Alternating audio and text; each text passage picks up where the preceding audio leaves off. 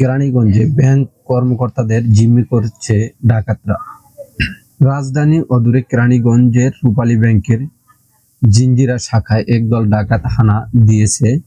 ডাকাত দলের সদস্যরা গ্রাহকসহ ব্যাংক কর্মকর্তাদের জিম্মি করে মুক্তিপণ দাবি করছে। ঢাকা জেলা পুলিশ সুপার আহমদ মহিদুল বিষয়টি নিশ্চিত করেছেন। আইন শৃঙ্খলা বাহিনীর বিভিন্ন ইউনিটের সদস্যরা ব্যাংক ভবনটির চারপাশে অবস্থান নিয়েছেন।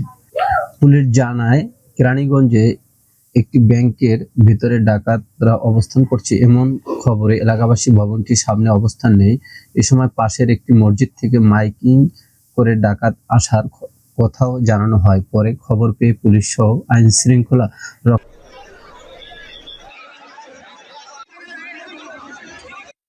ছিলাম এক লোক ধরে আসছে, বলছে ব্যাংকে টাকা যাচ্ছে। আমি তাদের তালালো তালামা টাকায় ঢুকি পড়িছে।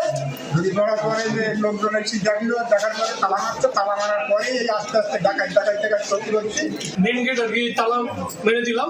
মেরে দেওয়ার পরে অন্যান্য বাহিনীর সদস্যরা এসে বাহিরে থেকে ভবনটি ঘিরে রেখেছে। আইন শৃঙ্খলা রক্ষাকারী বাহিনীর সদস্যরা ডাকাতদের আত্মসমর্পণ করার আহ্বান জানাচ্ছে।